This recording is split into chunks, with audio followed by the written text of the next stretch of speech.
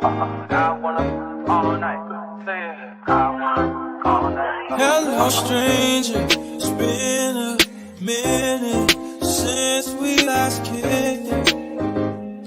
And by the way, just got in town, and I won't let cumulus clouds all in the sky ruin my vibe. Usually I don't do this often, but since recruiting isn't an option due to unusual rain and thunder, baby I wonder, would you just put your sweats on for me? Yeah. I got the plug, I made the call for me. I'm talking late night for ya. Let me lay a great time on ya. Don't hesitate, no, don't you? Just say you will. Come through and chill. Just say you will.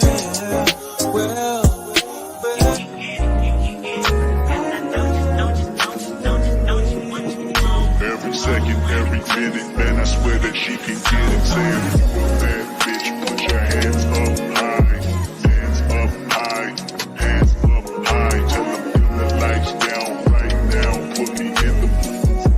I'm talking about dark room, perfume, go. I recognize your fragrance, hold up, you ain't never gotta say shit, and I know your taste is a little bit, high maintenance, everybody else basic, you live life on an everyday basis, with poetic justice, if I told you that a flower bloomed in a dark room, would you trust it? I mean, I write poems in these songs, dedicated to you when you're in the mood for empathy, there's blood in my pen, better yet with your friends and them, I really wanna know you all, I really wanna show you off. Fuck that, pour up plenty of champagne. Cold nights when you curse this name. You called up your girlfriends and your girl in that little bitty range. I heard that she wanna go and party. Nigga don't approach her with that Atari. Nigga that ain't good game home is sorry. They say conversation rule the nation. I can tell, but I could never right my wrongs unless I write it down for real. P.S.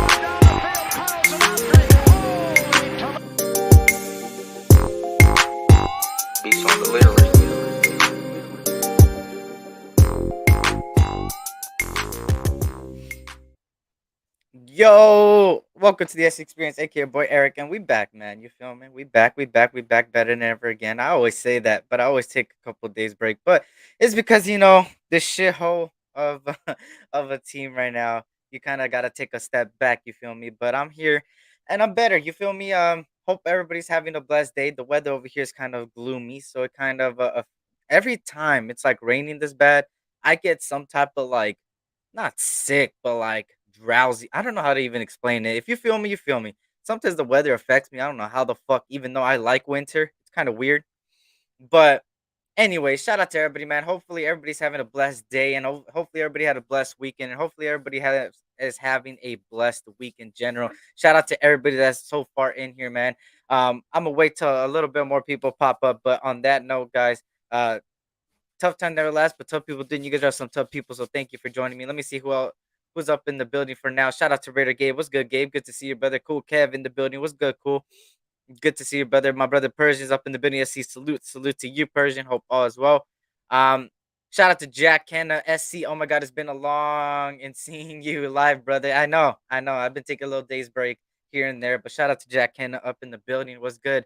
Um, I see you college classes are going well. Yeah, yeah. I finished two. Two of them were 8 week period instead of 6 weeks, so it was faster paced. So I finished those two, and now I got two more, and then I'm about to go sign up for winter to get more classes in, to get more credits, and then I should be transferring by next month. But I'm just trying to do everything as far as the community route right now, trying to take the classes I would at a private like a USC or something. So then I would have to waste less money. It's the same classes, same credit, but just different prices, you feel me? So I'm trying to play it smart with financial, you feel me?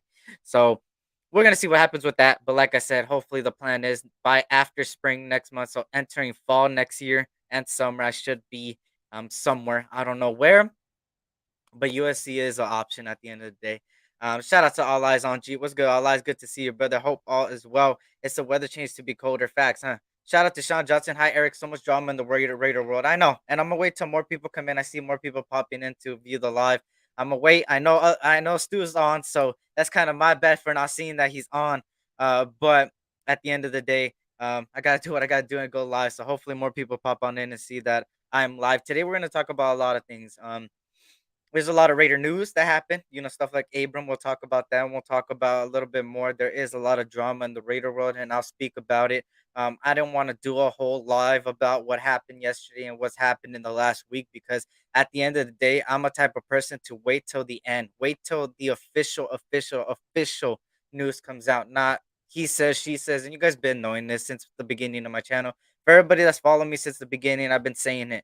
I'm not the type of guy to go based on he says, she says. The only way I'll go based on he says, she says is if it's a reporter straight out of, I know for a damn fact that they're in the building, like maybe a Vinny B or Tashad Reed, because they actually go to these press conferences and stuff, or or at the end of the day, I just sit back and I wait till the official word before I go live because I don't want to make a live and then say something and then it not come true, right? Um, so we'll see what happens, right? And I want to hear your guys' take on it. You guys know what I'm talking about. TMZ yesterday. Stuff happening in the Raider world in general. Abrams, the regime, and like I said in my title, Raider news, rumors, and more. But also, is this regime lying to us? Is the question of today, and do we start to question ownership, man? And I know I'm gonna get a lot of hate, and a lot of people are gonna be like, "What the fuck? You want to Mark Davis to sell the team?" But it's not that, it's more than that. It's like, are we gonna continue to give the ownership passes? Like, we're a lot of people are acting like this has been only a car era thing. It's been beyond car. It's been since day one of the 2000s, right? Right after the 2002 Super Bowl, and I'll get more into deep later on. It's it's been for over 2 decades. I doubt Derek Carr has been the quarterback for the past 2 decades, and a lot of people are acting like it. A lot of people think that Bryce Young and CJ Stroud is gonna save world problems, which is dumb. Um, I do think a young quarterback we need to draft. I do think that, but I also am not the one that's like Bryce Young, CJ Stroud, tank, tank, tank. Like what, bro? Like what are you saying, right? And it's crazy, right? Like I said, it's beyond that. It's beyond the last 9 years, and I have a little bit of a presentation that I made. I really worked hard on it. I did my research extremely hard to get some points as far as every coach that we had since 2002, ownership, draft picks. I analyzed everything to really bring it to light, to really back up my point on the ownership and when are we going to start questioning ownership, because at the end of the day, who makes the final decision? At the end of the day, who hires people, who goes through the interviews, and are these head coaches qualified? um like I said, the past 2 decades, all the coaches we've had prior to them being a Raider coach was not really truly, majority of them weren't really truly proven. And that's gonna be my whole overall thing. And like I said, I have everything in the presentation that I'm gonna show, but I'm gonna wait for more people to come on in. But let's go straight into the Raider news real quick before I get to the main part. What? So here it is. Here it is. Here it is. Here it is. When it comes to Jonathan Abram, I wasn't shocked.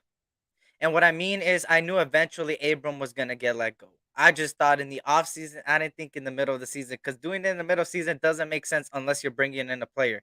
But apparently, we went out got a corner, Sidney Jones that I like very much that he could help this secondary out. But and I guess they would rather prefer Harmon and they'd rather prefer Trayvon Merrick. And I heard that Isaiah Palomao might get the go, which I've been telling people that Isaiah Palomao should be ready by next year, but now they think it's a little bit earlier than that. He's a 6'4" guy. He's best when he's in the box. Why I say that is when you have a 6'4" safety playing like a safety, that's very beneficial in the box, especially when the quarterback is trying to throw it over them because you can't really do it over a 6'4" guy. So it's gonna help us a lot. I just don't know if Isaiah Palomao is ready. I said until next in the offseason, I feel like they were gonna let go of Abram and then Isaiah Palomao was gonna fit into that box safety. But I feel like it's a little earlier, like I said now. So it's gonna be interesting how they use Isaiah Palomao. Y'all know I'm a USC guy, and a lot of people are like, "Oh, you're just being biased." But I said it. Isaiah Palomao was always better in the box. He was bad when it was too high free safeties, and that's the reason why he was getting burnt on preseason is because they had him play in the backfield in the two high safeties or single high safety. You don't play Palomel like that. You play Palomel in the box, and he will be very beneficial. And I've been saying this since the beginning, and everybody knows. I know, especially Anthony Provincial knows that I've been saying he's better in the box, and that's probably how they're going to use him, right? So shout out to Jesse Cardenas in the building, Jack. Jack, can I rather have Abrams over Graham at this point? Shout out to Sean Johnson. Eric, do we get a comp pick for Abram? I don't think so. Shout out to Anthony Provincial. What's good, man? SC, I have a question for you. Since I have two boys your age, if you got accepted to UCLA, would you go being an SC fan? UCLA is so hard to get into set afterwards. So you're saying would I go even being a USC fan? If that's the only option I got, or if that's a big opportunity that they're giving me, like scholarships and all, I would go. But that doesn't mean I'm gonna support the team. I would probably. I mean, it's kinda crazy because it's like if you go to college, you gotta go support them at the end of the day, and that's just how it's always been, so it's gonna be kinda rough, but if I had the option, if I had USC and UCLA there, I would go to USC, but if UCLA was the only place where they were giving me scholarships and money and helping me out 100% and it's very beneficial for me, I gotta do what benefits me. Even though it has UCLA, I have to do it, but if there's a lot more options, I'd rather go somewhere else. I'd rather this is my answer to it. I'd rather go to somewhere that's gonna benefit me and in the long run, not somewhere that I just want to go that because of that, right? The reason I want to go USC because it has a really good program in journalism and communications that could help me a lot in what I want to do in the sports industry. A lot of people, you know, think that I'm doing YouTube just for the fun of it, but at the end of the day, I know what I'm talking about. Trust me when I say that. I like I said, I've said it before, and I'm gonna keep saying it.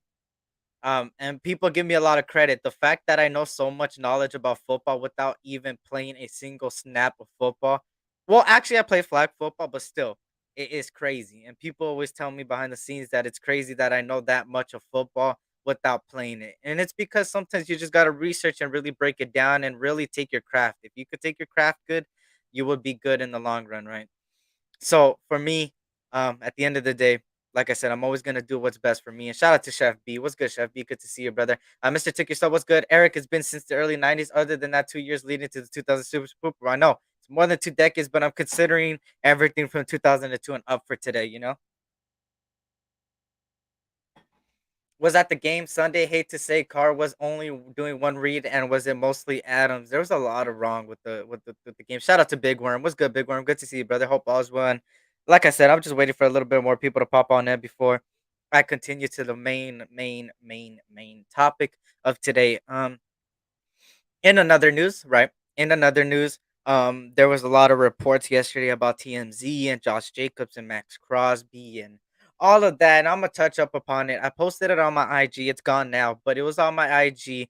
I was kind of laughing at it.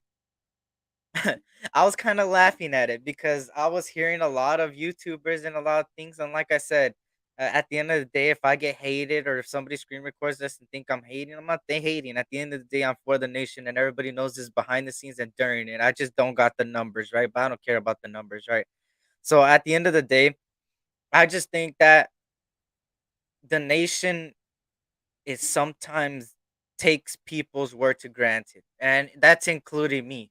Whatever I say, I don't want people to go out there in other chats and say the same thing I'm saying just because I said it, it's right. You feel me? And I think a lot of people are tend to do that. There's been multiple times where people came in my chat and said the same exact thing some other content creator said, and it's like have your own opinion because I see that a lot of people in the nation have their own opinions, but then they go against their own opinions because somebody said it and they think they're right. At the end of the day, no one's right, no one's wrong, and I'm keeping it real right now. And like I said, I didn't mean to come in here on a sympathetic mode, but there's been a lot going on in my life, and I just want to address this on my channel, right? Like I said, I don't care if anybody screen records, right? I don't care if anybody screen records. With this whole TMZ shit, I hate false reports, right? We're already going through a lot, and to say that this happened, I know this happened, or he says, she says, is not the way to go. The amount of people that were DMing me yesterday, and it's not no flex, it's dead ass serious. I wasn't even live. I wasn't even live, and people were DMing the shit out of me, telling me, "Oh, did you hear? Content creators are saying that TMZ has this and that and the third and fourth and fifth, and oh my god, we can't catch a break, and what the fuck is happening, and blah blah blah, and I'm gonna do this to myself or this." I'm like, bro, relax. The official word hasn't come out. Everybody relax. We're already going through a lot with this loss. This loss drives us crazy, but for a lot of people to go the way they were going, I was like, relax, relax. This regime doesn't say things out loud, y'all. Let's keep it a stack. They don't.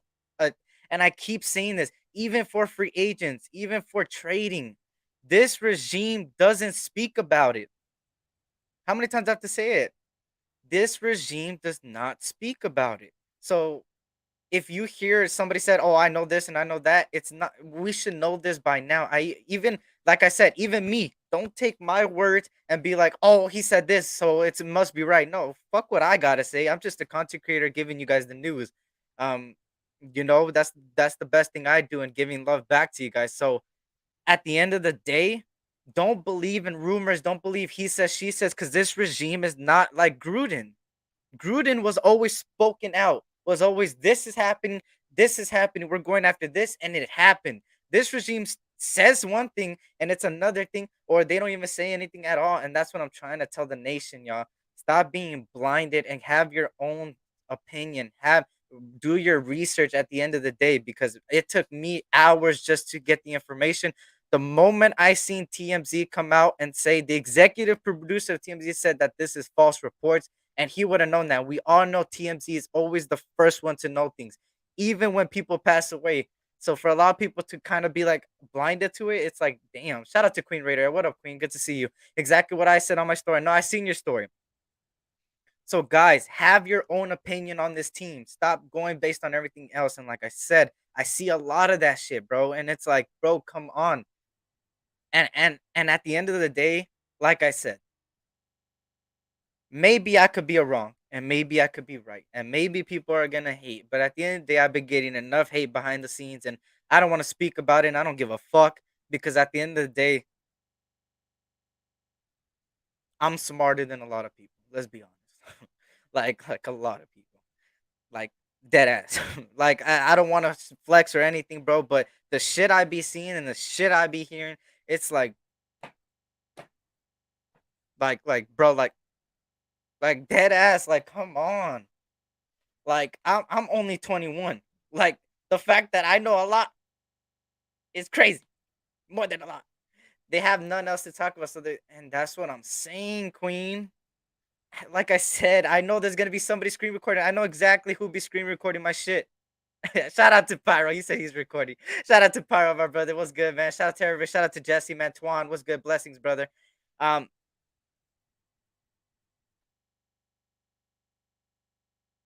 he said you're so bright. Your daddy called you. Said, "Ah, shit. Come on, Kuruho. What's good, Kuruho? Good to see you, brother." Um, so look, you're never gonna see some shit like that on me, bro. I go based on reports that are given to me from valuable sources. And like I said, I know exactly who be in the chat screen recording. So if you're out there and you're watching this, I know who you are already. I ain't stupid. But at the end of the day, like I said, I don't care. I don't care. I don't need anything. Like I built this channel. Everybody knows I built this channel. Everybody that was rocking me since day one knows that I used to have a fucking orange light. None of this shit in the background. I had that. Hold up. I had that flag. If y'all remember, who remembers? Who remembers? I had that flag behind me. I had orange lights, and I had the microphone, like right here. And I still was popping views. Why do you think so? Why do you think so? Why do you think I still got the views? Why do you think people still rocked with me, even after that? Because I got this. I got the knowledge.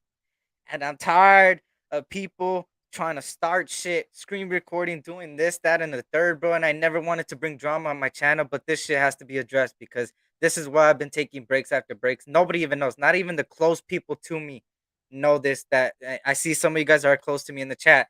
I didn't even tell y'all. This shit is just getting out of hand where this fucking nation has headed to, bro. All because we're fucking horrible.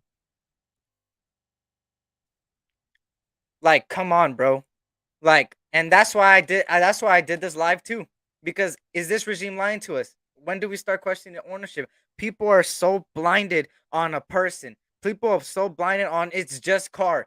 Do we not understand that we haven't won the Super Bowl since the fucking 40 years ago? If I did my math correct, 2020. Yeah. If I did my math correct, we haven't been to the Super Bowl since 2002.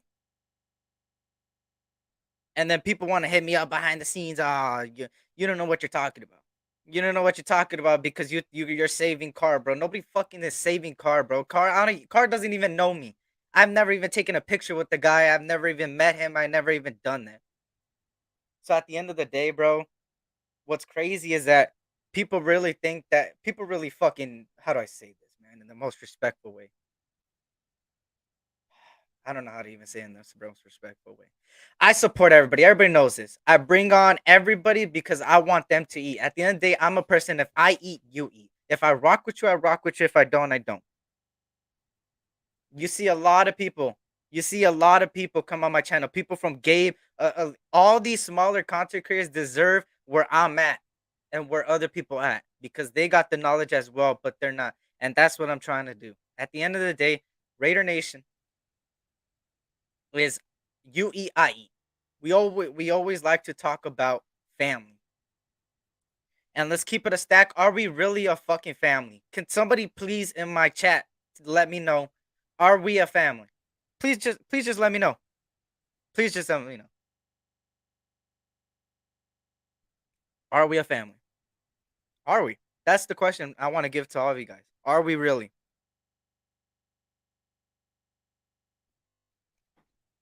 If I sit here and I say car ain't that, you're gonna hear people say you're stupid and you're dumb and you don't know what the fuck you're talking about and what the fuck, blah blah blah, da da da da da da. The fact that the nation is split up over a fucking quarterback, we weren't even this split up about Jamarcus, the fucking popcorn eater, fruit roll up eater, fucking I don't know what the fuck going on, Russell.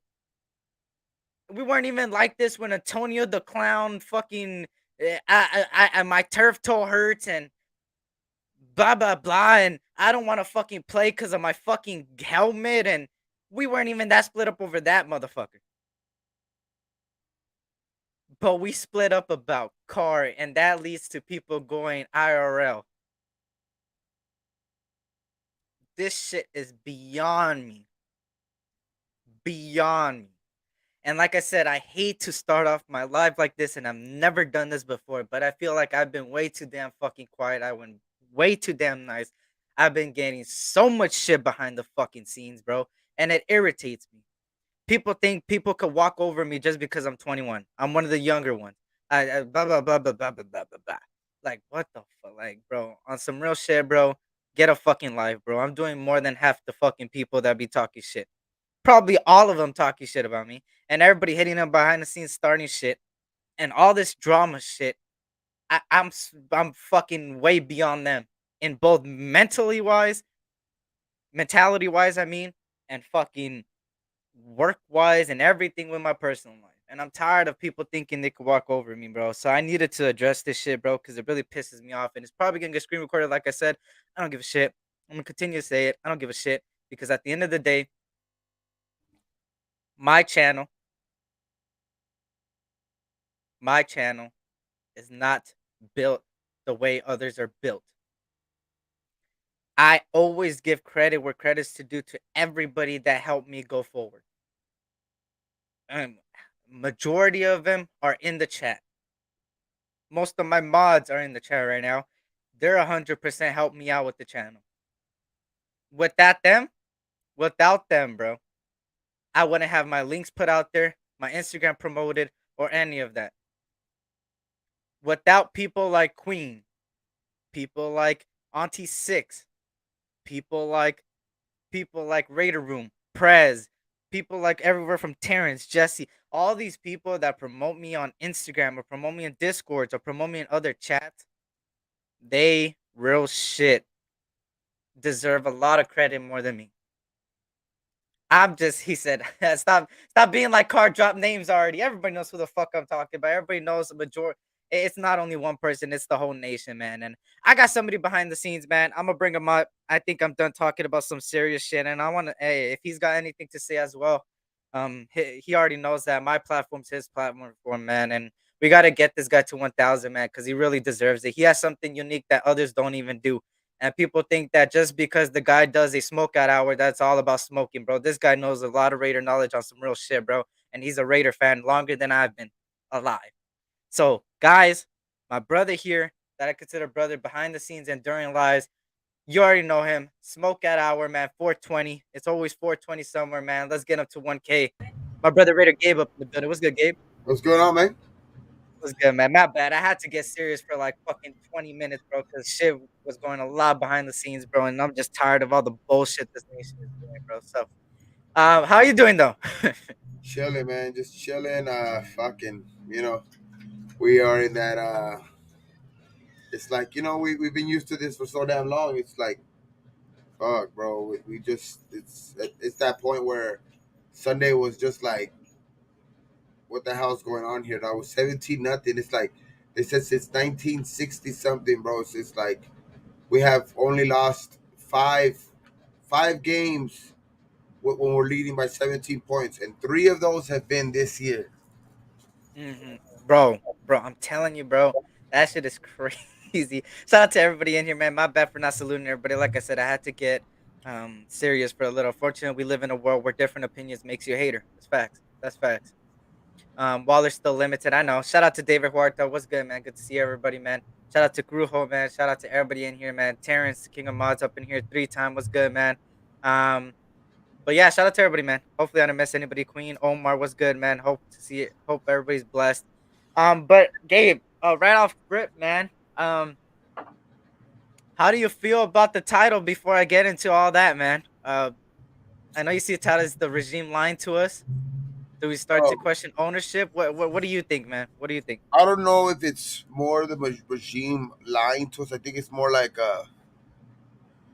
letting us believe what we want to believe kind of type Yeah, thing, where like they ain't saying much, so it's like they ain't giving us what they're like, and it's it's obviously they're not gonna tell us what they're doing, but they're not giving us any like clue to like their plan, pretty much. You know what I mean? So it's like it feels like they're lying to us, but I just feel like the stacking up of draft picks, and the fucking and then just getting rid of these guys, not giving them their fifth year and shit to a lot of them, getting rid of a lot of them, and it's just like I think it's they want to bring in their own guys, you know what I mean, and you know what I mean. The only thing I can't, the only thing is that trips me out is like the car situation, you know what I mean. It's like, but do they believe in car? Do they not believe in car? Is it because I feel like if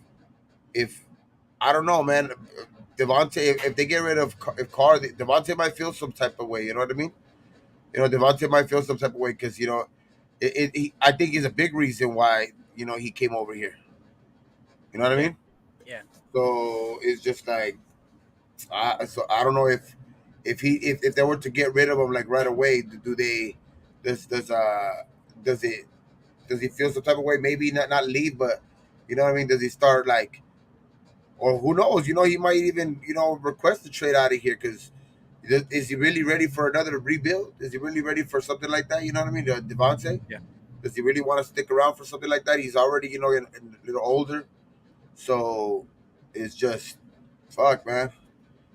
We Yeah. gotta be careful. We gotta be careful because if we want to get rid of Carr, a lot of things is like we might be getting rid of too. You know what I Yeah. mean? Yeah. No, I totally agree, man. And this. Thank you for leaning into that point, bro. I just think that getting rid of Carr is gonna be eventually a thing. Whether it's this year or whether it's in the future, because he's not gonna be alive forever. He's not gonna be a quarterback forever. Nobody's Tom Brady, and the age he's doing it, nobody's like that. So, for I just see a lot of bullshit and a lot of DMs just telling me that getting Bryce Young and CJ Stroud is gonna solve a lot of problems, which I totally 100% disagree, man. At the end of the day, this has been happening for the past 2 decades, right? So for me, a lot. I seen a video. Somebody sent it to me. I forgot who said it. Actually, let me give credit where credit's due, real quick. Honcho. I think Honcho started the conversation. Somebody sent it to me like a clip of him talking about the same thing I was talking about a week ago. And I like it because I was like, okay, now let me take this and let me actually research and let's get this shit going because I'm tired of everybody just, thinking it's just one person, right? Or thinking it's like two people that will change it or one coach that's going to change it. There's a lot of things that needs to change with this organization. And Gabe, this leads me to this, bro. Oh, fuck. Wait, fuck. Hold up. Let me change that. Okay. I made this. I made this. Let me sit it here for everybody, bro, because we're gonna go coach by coach that we've gone through from 2002. I've done my research for everybody, man, to see. I've also have every draft pick we've had in the past few years, especially I did specifically the Mark Davis era, and I've done every research. I have it on my phone, on my notes, and I also have it on screen for you guys, so you guys could both see it here. So let's start off with Norv Turner. Who remembers Norv Turner? Norv the fucking I don't Yeah. know who the fuck is Turner. All right, look it. This is just a little background. I'm gonna quickly go through it because I don't want to bore you guys to death. But this is just backing up on my points, and at the end, I'm gonna give you my ultimate like summary of it. Right, Norv Turner before he joined the Raiders, right?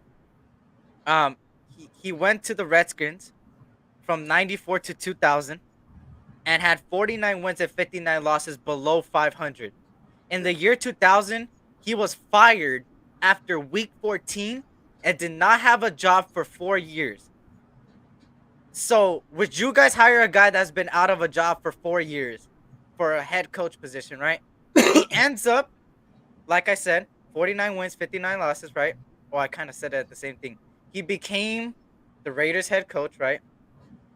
He became the Raider head coach and had one of the worst fucking I guess you could say I kind of says the same thing. I forgot to change it. But anyways, I have it in my notes.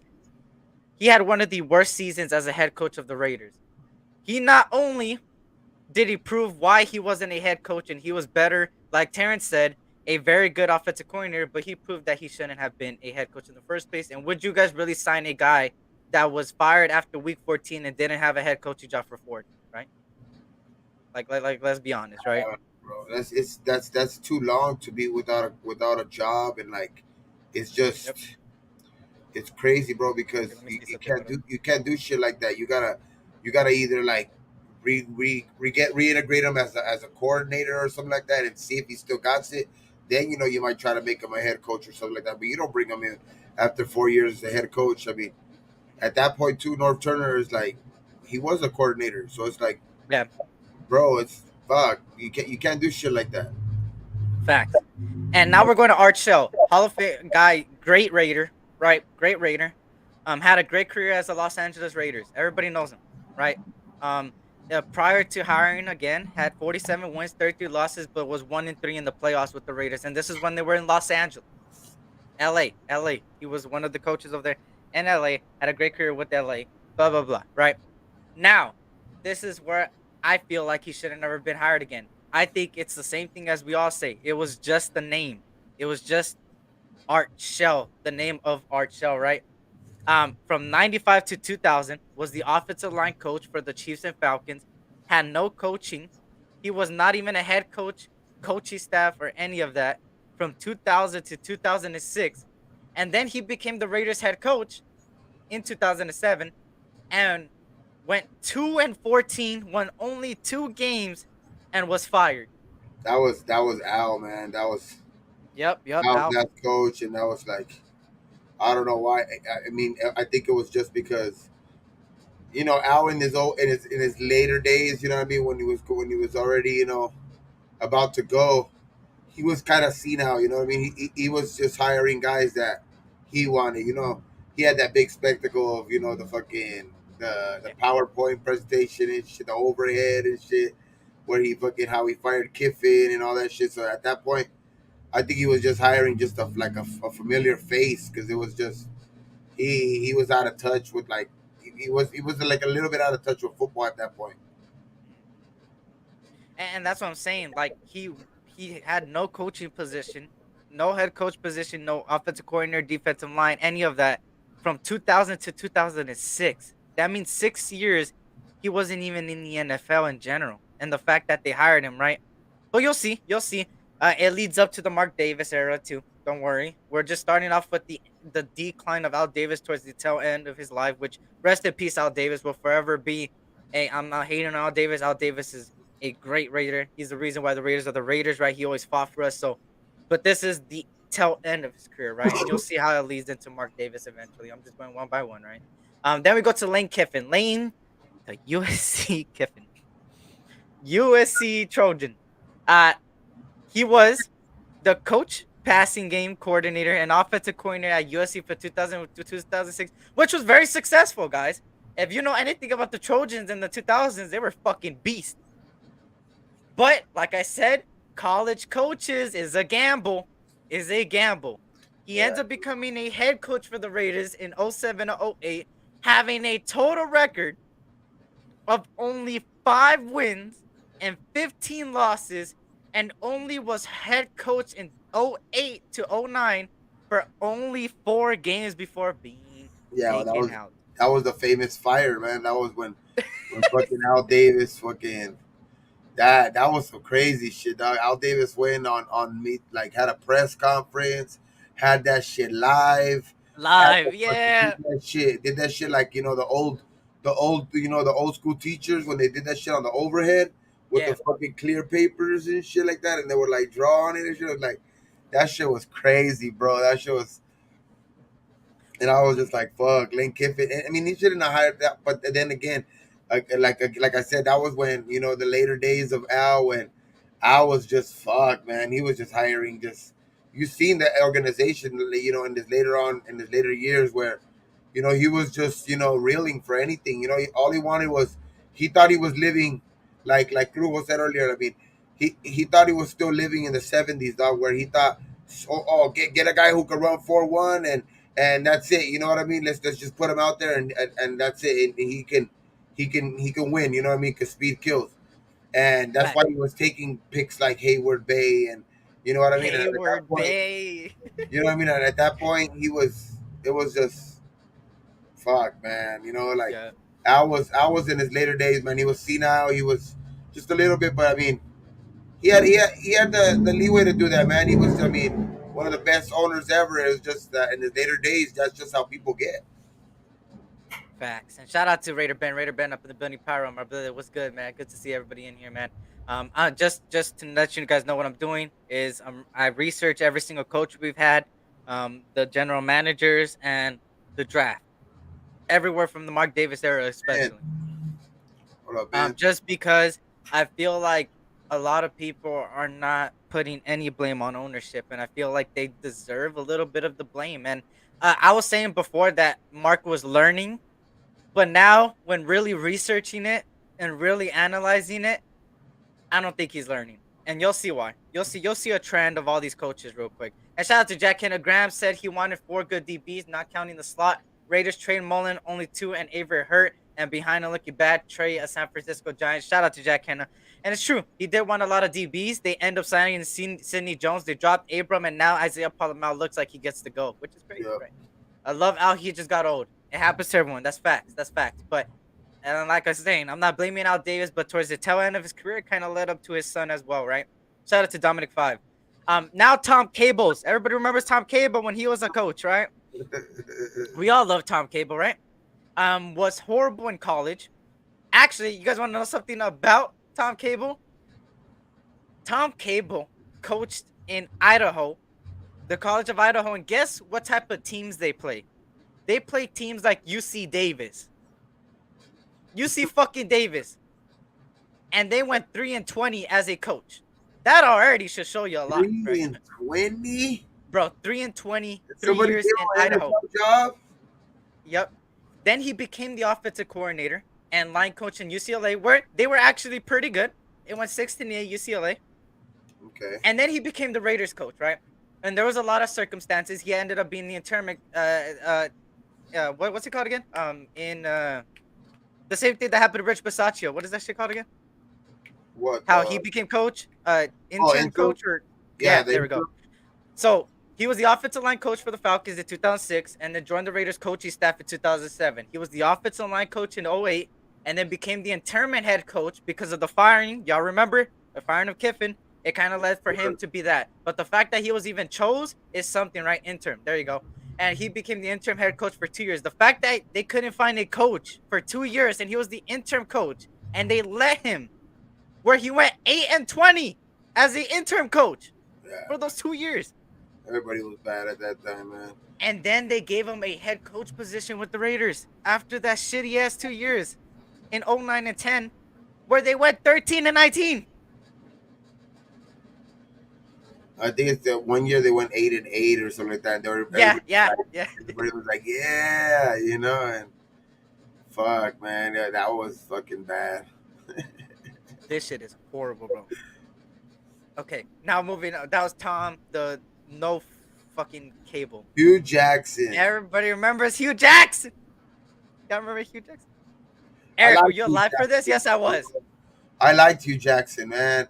Hugh Jackson was just starting to get this team, back on track, bro. Like they like, Tom Cable left us fucking bad. Tom Cable, because Tom Cable went 8-8, and then he just couldn't win anymore after the 8, and fucking, he got fired, and then they hired Hugh, and then Hugh went 8-8, but that was after, our team had went like 4 and like something, or something like 1 and fucking when they got it was just a fucking horrible year. And then Hugh came back, did a good job, and they just fired his ass. You know what I mean? I was just like, fuck. Facts. And Hugh, I think Hugh would have done a great job now if they would have just kept him. If they would have kept Hugh, and then they would have still kept Hugh, and they would have learned that offense, because Hugh's a fucking mastermind, dog, on the offensive side. On offense, he is. All plays, man. So I think if they would have gave Carr some stability with Hugh, and they would have still had Hugh, that shit would have changed a lot of things, man. Because Hugh would have, just that, the recognition of the offense, he would have had it like the back of his hand right now, dog, like nothing. You know what I mean? It's just, but they fucking fired him, dog, and they got. I think after that was, you talk about that. I think I know who it was after this. Yeah. So you see Hugh Jackson there, man. 01 to 09 was the running backs, wide receivers, offensive coordinator for the Redskins, Bengals, Falcons, and Ravens.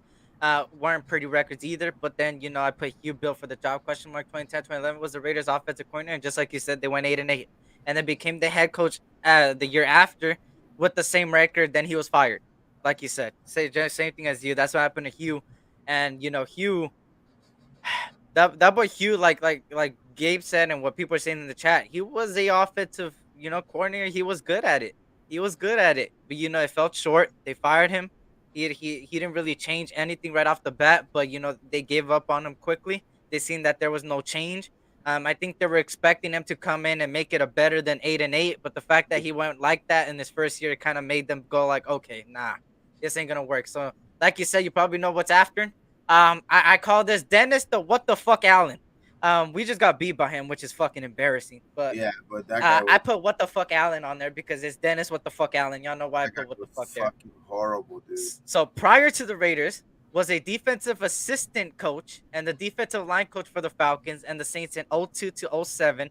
then became the secondary coach for the Saints from 08 to 10, finally became the defensive coordinator in 2011.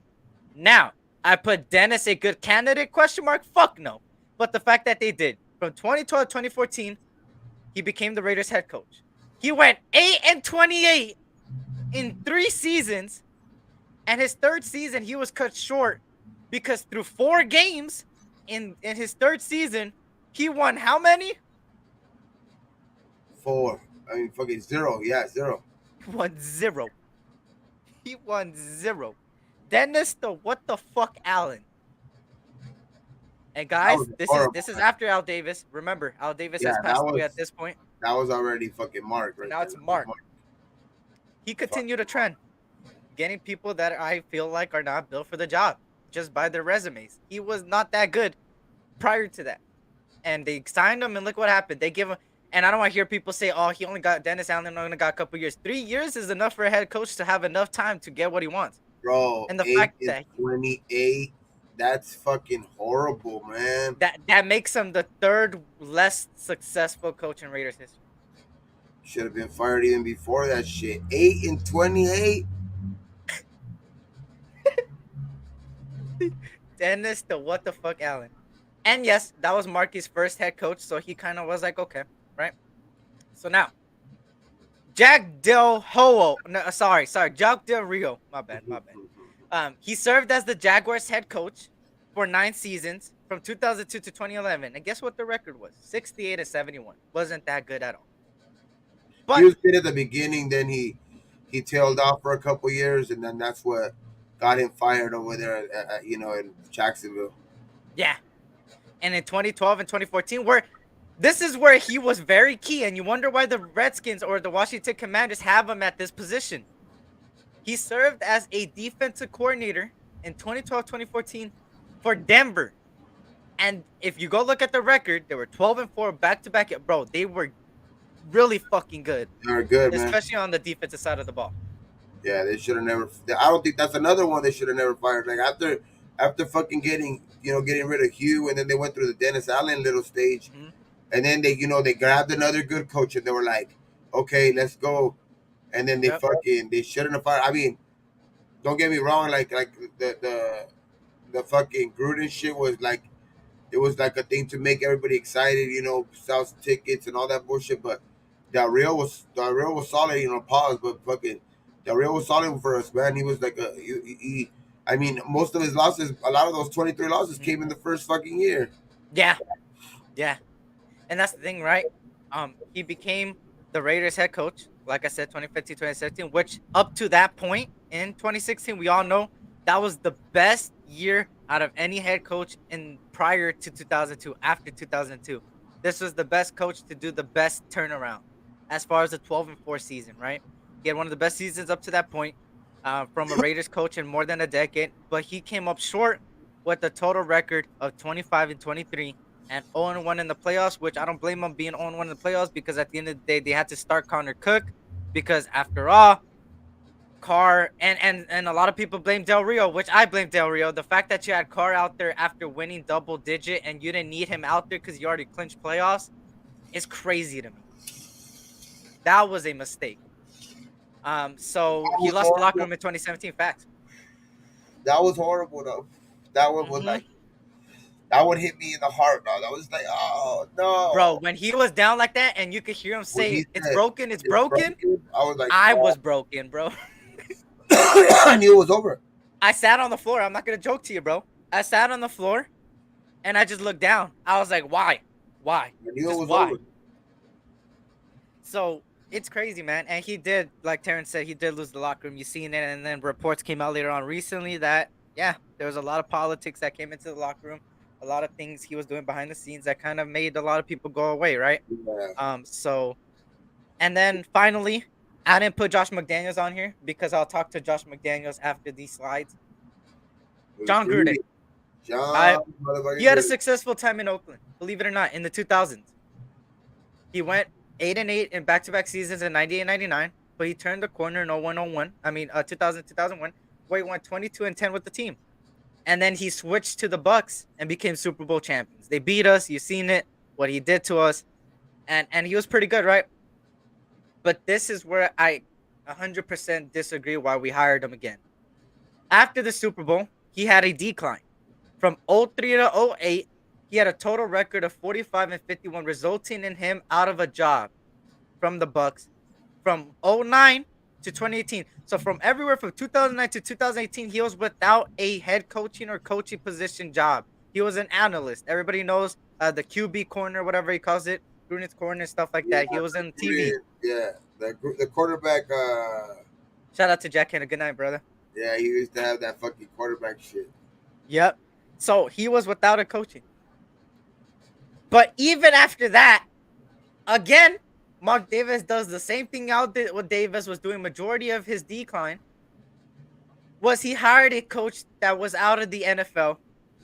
And I'm not talking about analysts and media. I'm talking about in the field and being a coach in general. It's true though. He brought him All back. those things are true though. Like I mean, 3 out of those 6 or something like that were out of fucking. I mean, 2 of Yep. them were out, but a lot of those coaches in all those years that we lost were Mhm. out of football for a long time. You know what I mean? And it's just like Exactly. it cost us so many years now because even after they're gone, when the new coaching regime comes, it takes them a couple Yeah. years, to get them back on track or shit like that. So it's Fact. a bunch of wasted years, man. Fact. And you see a trend, right? The trend is that either Al or Mark has hired people that were either, like you said, out of a coaching job in general, whether it's coordinator or head coach, in multiple years, and hired people that were great offensive or defensive coordinators that were strictly good when they were coordinators, and brought them as a head coach, and brought in people that were not proven in college to the Yeah, NFL. That's 3 of the trends you see with a lot of these coaches, and it yeah, continues to Mark Davis. John Gruden, I believe, was a name, and people say if he had more time, he would have turned it around. Look at what happened after Rich Bisaccia took the team. But here's the thing: he was already, and I know a lot of people say, oh, but he was still in the NFL field. But if you look at everywhere from '09 to 2018, the guy was declining either way. So the fact that he was declining as a head coach, then was out of a coaching position for multiple years, and then you gave him an opportunity was just the name for me. Last 20 years, only winning season has been with Carr and the head coach letting Carr do his thing. Exact. And I'm gonna get to that. And now we're gonna talk about the Reggie McKenzie era Ooh, drafting. And I got everybody. I'm gonna go down the list, and I want you guys to tell me who is good out of the list, and we're gonna calculate it together. I would have calculated behind the scenes, but I want you guys to calculate it because we're just to prove a point here, right? So let me start off in 2012, the Reggie McKenzie era. Everybody likes the Reggie McKenzie era. Some things he did right, some things he did horrible. All right, let's start off 2012. All right, first year, they didn't have a first round pick. They didn't have a second round pick. They ended up picking out a Utah tackle in third round, Tony Bergstrom, right? And then they picked up Miles Burries, linebacker of San Diego State, then Jack Crawford, then Jerron Kreiner, then Cristo, I can't say his last name, I can go Cap, and then wow, Nathan Stupar. Can anybody tell nobody, me if any of those guys were good? I just want nobody's. exactly. All right, that's the first one. But hey, first year, Reggie McKenzie, whatever. For no first rounder, no second rounder. Cool. All right. Now we go on to the first round, right? DJ Hayden. DJ Hayden with the first round pick, DJ Hayden, cornerback out of Houston, right? And then Menelik Menelik Watson. Watson, yep, tackle from Florida State, right? Then C.O. Moore, linebacker. I We all know remember C.O. Moore. Seal. I remember C.O. I Moore. remember Seal. From Connecticut. Tyler Wilson, the quarterback from Arkansas. Then Nick Casa, the tight end for Colorado. Latavius Murray. Hey, Latavius Murray panned out pretty. I mean, he was decent. He was Yeah, decent for it. he gave us some good years. Some good years. And remember the Rivera, the tight end. Everybody remember him? Michael Rivera. Mike Michael Rivera. Cow or whatever. Fucking Mike Cow Yep. Rivera. Stacy McGee, Michael. the DT. Who? Bryce Butler, Bryce wide receiver Butler. for San Diego State, and David Bass. I remember Bryce Butler too. Bryce Butler made some plays. I mean, but none of them were great. None of them. Yep. Seal Moore Yep. was, Seal Moore played, Miracle Kid. good for a third rounder. He played good for a little bit for a third rounder, but he was just like a fucking glorified fucking special teams guy. You know what I mean? It's just like none of those guys were good. And then you go first round, fucking DJ Hayden. That shit was, Mhm. oh man, Facts. And yeah, C.O. Moore did have he was punking the fuck out of Kaepernick when he Yeah, started season. he had a yeah, that's what I'm saying. He had a couple good, like years maybe, but like as far as like somebody great out of that draft, Mhm. not really. Not like, Facts. And now this draft right here was the car draft. This was arguably his best draft as a Reggie McKenzie era. He had Khalil Mack. Everybody knows he panned out. Derek Carr, Derek Carr, Gabe Jackson, Justin Ellis, okay. Keth McGill, T.J. Carey, Shelby Harris, which we should have never got rid of Shelby Harris, but whatever. And then Jonathan Dowling. All right, this was the best draft he had. 2014. Jelly, big jelly, man. Justin Ellis was good. That boy was, bro. I'm telling you. They got fucking Carr. That was another good pick that year. Yep. Um, Yeah, and then Shelby. We should never drop Shelby, Gabe bro. Jackson. Gabe Jackson was another Gabe great. Jackson did pan out. I'm just Great mad that they pick. got rid of Shelby Harris, bro. Because Shelby Harris actually panned out when he moved to Denver, I believe.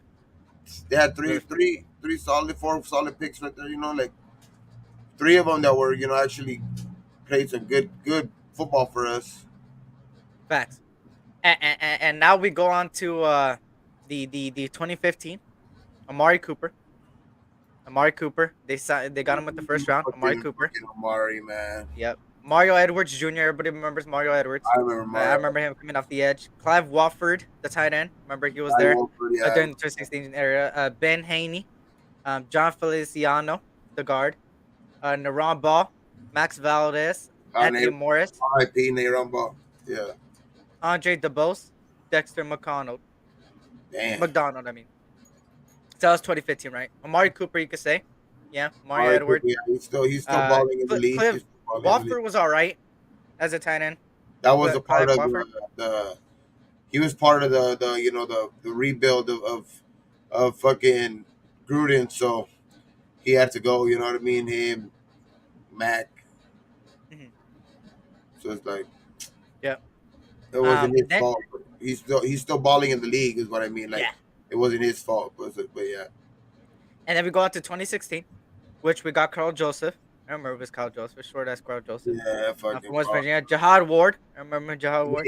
Carl Joseph was like is like a fucking nah. I don't want to say it, but like he was a little bit better than Abram. No, hey, believe it or not, yes, he was. Then you got Shaquille Calhoun. Then you got Connor Cook. Then you got DeAndre Washington. Everyone remembers DeAndre Washington playing behind Murray. Corey James, linebacker. And then Vidal Alexander, the guard from LSU that came out in the last round. And then you go on to 2017. Gary on Conley. Everybody remembers Conley, right? Gary on top, yeah. Obey Mafonu. I forgot. Fuck. Oh my god, I probably butchered that. The safety. Oh Um. yeah, Obi. Yep. Yeah, Yep. I Ob. remember Obi. Yeah, I always called him just Ob. Eddie Vanderdoes. David Sharp. Markel Lee. Remember it was Markel Lee. I remember yeah. exactly Markel Mark Lee. Kelly, yeah, he's linebacker. Uh, And Vanderbilt was a defensive tackle that was supposed to be good, yeah. but never panned out. Facts. And then Shahom Luani, right? Jalon War, Elijah Hood, and Trayvon Hester. Hester, my bad. The D Man, tackle. So there's that, right? we had some bad fucking drafts, man. Now 2018, they actually did come up. It was pretty good. Yeah, I ain't gonna lie. Okay, Colton so Miller, we had one good PJ Hall, Okay, that's Brandon Parker, okay. Arden Key, Nick Okay. Nelson, Maurice Hurst, Johnny Townsend, the punter, Azem Victor, and Marcel Aitman. Pretty See, decent draft. that was an all right draft right there. Yeah. That was a pretty good draft right there. Not great because you know what I mean. Like it's like we ain't getting no all stars or anything like that. But that was a solid. That was a good draft. Have a good one, Raider Ben. Don't get one, Good night, man. brother. Yeah. So, shout out to Van City. What's good, brother? Then I'm gonna speed it up because I know some Colton. people. I mean, Yes. Colton's all star. Yeah, I mean, there's a good one. Now I believe this is the Gruden era. Oh, let me change this. Which one after that one? Yeah, Gruden era. Yes, when they So signed Clee. Colton Miller was the last McKenzie one draft, right? That he I got. believe so. Yes, the yes, last yes. good I pick believe, McKenzie got. if I'm not mistaken. Let me make sure.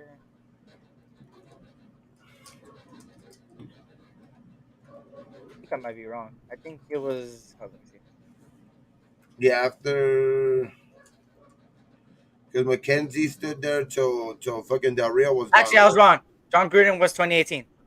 So Colton was part of Gruden, Oh, okay. but Reggie McKenzie was still there, I Oh believe. yeah. Okay. Mike Mayock wasn't there. Mike Mayock came the year after.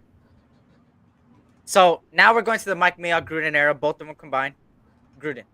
Let's talk about Gruden. Yeah, Klee, probably on the way out, or maybe Makeup. Josh Jacobs, panning out. Jonathan Abram, released recently. Trayvon Mullen, traded. Max Crosby, a demon. Isaiah Johnson, out. Foster Moreau, still here. Hunter Renfro, panned out. And Quentin Bell. So, That was hey, a pretty good draft. pretty good draft. Pretty good draft. Then you go to That was a 2020 good where one. That was it a gets good one. interesting. It gets interesting in 2020. Everybody knows 2020, probably one of the worst drafts in Raiders history. Henry Ruggs, the third. Damon Arnett, Oh my god. Lynn Bowden Jr., Oh. Brian Edwards, Oh. Tanner Muse, John Damn. Simpson, and We Amik Robertson. Fuck, man. We only got Amik. That's the only guy we got left. That one was horrible. That one hurt. Amik is the only guy we got fucking left, dog. Smallest motherfucker in that draft. Yo, that was crazy, man. That one's crazy. So now, we got 2021, right? Alex Leatherwood out. Trayvon Merrick here. Kind of looks like he ain't playing the best. Malcolm Kuntz, I hardly even see him play a snap. Devon Diablo, Broken arm. Tyrese Gillespie out. Yeah. Nate Hobbs, he's injured right now, and then He's Jimmy good. Morrissey, He's we good. gave him up. So I'll say So like that's not a horrible draft, but not like So not a good draft either. you got Hobbs. You got Yeah. Hobbs at the late that kind of like made it not horrible at the draft, but Yeah. fuck. Facts. And then now we go on to this year, Josh McDaniels. He got Dylan Parham, pretty good. Zamir White hardly plays snaps, but he's pretty good. Neil Farrell, he's been inactive here and there. Matthew Butler also has been inactive here and there. But two future D tackles for us. Darren Mudford has panned out. Yeah. And then Brittany Brown, not playing really smash. So after all, they were pretty good for the draft picks they had. Believe it or not. Yeah, that was pretty good. I like it. I mean, it wasn't. That's why I'm not too mad about the draft picks that they have. Like, a lot of people keep saying that fucking we like don't know how to draft and all that shit. But then again, it's like you can't look at past drafts because you got to look at this regime's only draft, which they only had a limited fucking a fucking draft picks, which they started in the third round, which they started late. You know what I mean? So by the third round, a lot of the top picks have gone. You know what I mean? So to find somebody like Dylan Parham in the third round, dog, who's panned out, who's more than panned out. Yeah. I mean, he looks like he's gonna be a starting, guard or offensive line for us for a long time. And then you get Thayer Munford, you throw Thayer Munford in there, who's already fighting for a starting tackle spot, and then he was like a fifth, sixth rounder or something like that. Or, Yeah. So it's like you get him, you're still developing those two defensive tackles. You got Zamir who's in the waiting, maybe if they can't, come to terms with Jacobs. You got fucking Britton Brown, who also, is they're stashing him away. They're maybe he could pan out because he looked good in preseason, man. I mean, led the league in all preseason yards. I mean, it is preseason, but I mean, he looked good. And then you got undrafted guys like like Sincere McCormick, DJ Turner. You know what I mean? So it's like you got some guys this year. You know what I mean? So I have a little bit of faith in in the draft. Yeah. in the draft. And facts. And shout out to Primos. Yeah, exactly what Terrence said. The mistakes by the organization. The question of the day is the regime lying to us, and do we start to question ownership? Right. Most importantly, do we start to question ownership? Right. And the mistake of this organization, speculation really from coaches to players, this organization is wow. It's crazy the past few years. And I kind of broke it down coach by coach, owner by owner. And I kind of didn't involve the draft prior, but we all know Al Davis's pick towards the tail end of his career wasn't the best, right? You guys already know. I don't even got to go through that list, right? Um, but my overall, just to combine everything that I've talked about, and to answer my own question of do we start to question ownership, is this, is this right? There's been a trend with the organization for the past 2 decades, and it's been two things, right? I said it a little bit earlier with coaching. It's been signing coaches that either were not proven in college, or are great coordinators but not good head coaches, or that haven't been in the league for a while and then gets a second chance eventually. And now we're doing it again. And this is what I'm saying. I know a week ago I specifically said that McDaniels has always been a proven offensive coordinator. He's never been a proven head coach. His stats say it. The way he showed the Broncos, and the way he talks on the mic, Yeah, right? Everything from the field to not, he's not built for a head coaching position. yeah, I don't think so. If he was offensive coordinator, I promise you this would be way better. Bro, can you imagine But like it's not. maybe if they could like, I mean, never it would have happened, but if like they could have brought in, Josh McDaniels as a fucking offensive coordinator, and then you still had Rich Bisaccia, which the players love, and just having him as like a fucking you know the guy that they were ready, like what they said, like they were ready to fucking run through a wall for Rich Bisaccia playing, with that type of like that type of fucking like what is it like with what how they played last year, dog, those last 4 games, what I mean, playing like that, but with the offensive coordinator, like if he was just offensive coordinator, Josh McDaniels, that shit would have been fucking fire like Fact, that, because he would have been more I think focused on just offense, to fact. where right now he needs to be The in whole team. yeah, Yeah. different places, you know what I mean. Shout out to Tie Dye. And yes, and I know some people are gonna say, what about Brian DeBoer? Now let me give you an example with Brian DeBoer and Josh McDaniels, the two differences between them two, right? Brian DeBoer has never been a head coach, so he was never given the opportunity to become a head coach. So Yep. this was his first year to test out the waters and head coach. Josh McDaniels actually has been given the opportunity to be a head coach, and he fucked that up. He said he learned, but did he truly learn? Now let me give you a little bit of an analyzation on this team real quick. I'm gonna give you a little bit of knowledge to everybody real quick to back up my point. You look at Josh McDaniels, right? When do you ever see Adams drop the amount of passes he's dropped? Wow. Right? When do you ever see Renfro play like that before this year? When did you ever see Carr do this on a consistent game to game basis in the past few years, right? Especially in 2016, starting up and everything, right? And then on top of that, a lot of players are coming out in press conferences not even wanting to speak. Uh, When do we ever see this? it's like Now, let me they're give you doing that for something a else. reason. Yep. Chandler Jones is having one of his worst years. Right. Right. And Brian DeBoer doesn't have 6 years. You're right. You're totally right. Brian DeBoer doesn't have 6 rings. But did Josh McDaniels win them 6 rings as a head coach or offensive coordinator, or being Bill Belichick's bitch? Please explain to me. Which one is it? But he's fucking he's doing the cash lord. He's doing the gas right now. Yeah, I think what he's we being saying? sarcastic, huh? He's doing the what we saying. What we're saying. People get it mistaken with an offensive coordinator and head coach. People don't realize that they got two different jobs. And that's the thing that a lot of people are trying to block away. I already said this before.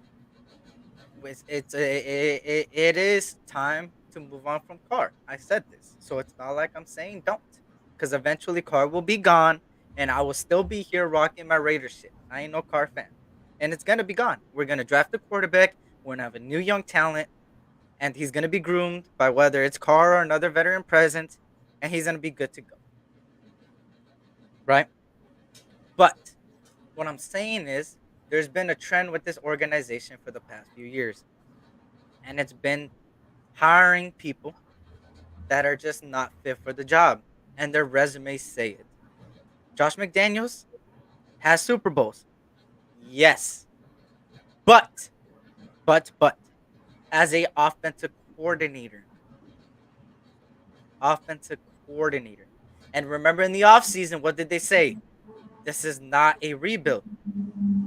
They sure are acting like a rebuild to me. For real. So now it's like, fuck, bro. It's like I'm just waiting for them to like start, releasing other people or fucking start doing shit like that. Dog. Like fuck. The off season is what scares me, dog. Like fuck.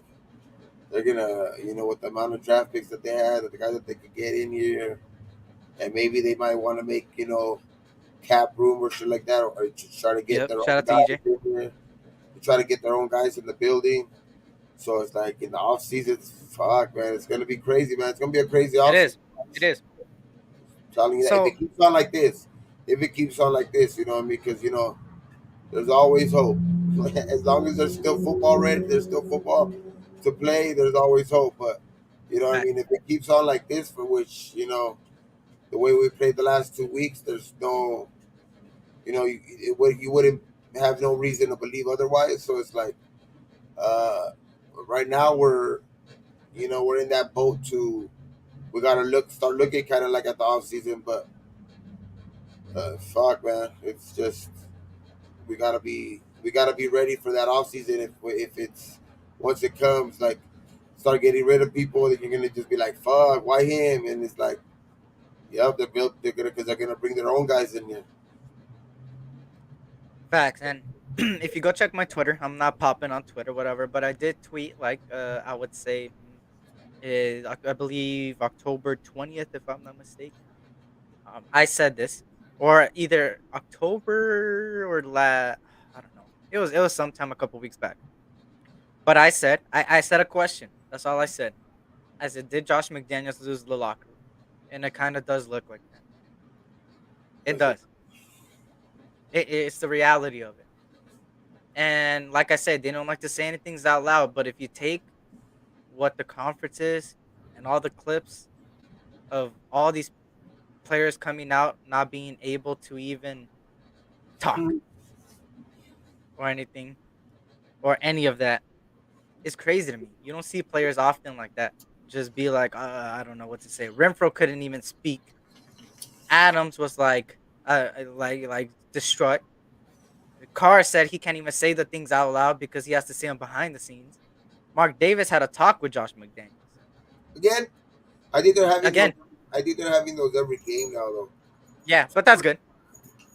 I don't I like so that's why I don't really make a big deal of that. But fuck, dog, like the big deal is like, and it's I don't know, maybe because you never know what Carter's gonna say. Who knows? Even if backstage, if back behind the scenes, he's really gonna say something because it's Carr. You know what I mean? He's gonna say it like in the nicest way possible. So it's like, is it really gonna Fact. get through the guys?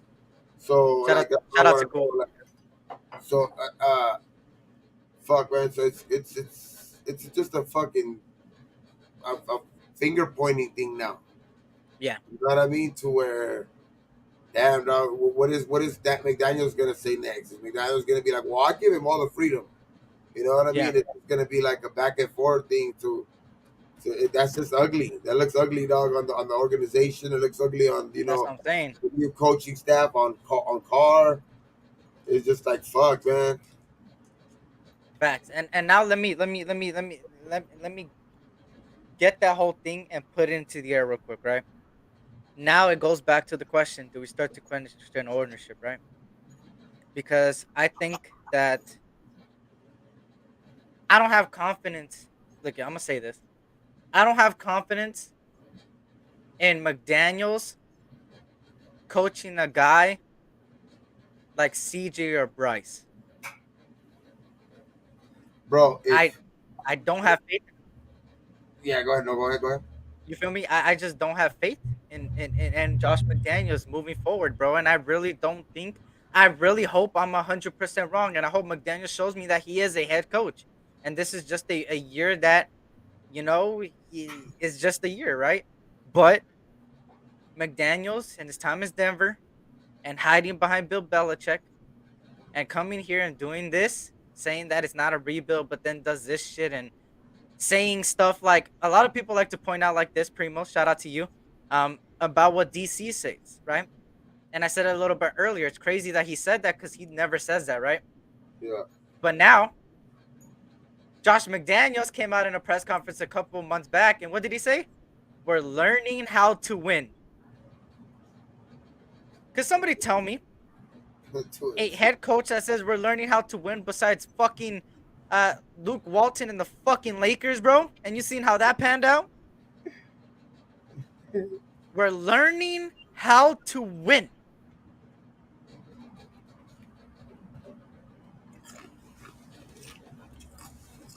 It's crazy, man. Primos, if we were like, if that was like, I don't think we're gonna get rid of McDaniels, but if you were Yeah, we're to not get getting rid of fired, McDaniels. if you were to get fired, the only coach Sean I Payton. would go all in for is Sean Payton. Facts. 100% facts. And people are saying, what are you saying, SC? You just talked about how you don't want people that's been out of the league. The difference between Sean Payton and others, Sean Payton has been a proven head coach. And also, he's only taken a year break. He didn't take Oh, 6, yeah, 7, 9 years. So the guy that's still has good it in for him. like, and I think that's actually good for coaches. You know, like take a year off after all that fucking stress. He took a year off. Now he's ready to come back fresh. But But yeah, McDaniels ain't going nowhere. yeah, they already said it, right? No. And I think the Right? contract, just because of even the contract too, because it's I don't think they could get rid of him because then they'll still owe him money. They still Gruden Yeah. money. It's just like, You know what's my problem with the contract that Mark Davis gives to the head coach and stuff and general manager is well, that he doesn't put pressure on him. And we talked about this a little bit on another live. Is the fact that Josh McDaniels knows that he's here for a long run. Mark Davis came out, even Patrick Graham. So even if they fail, they don't give a fuck. At the end of the day, they don't care. Believe it or not, they don't because they know they got years still. They still got another year.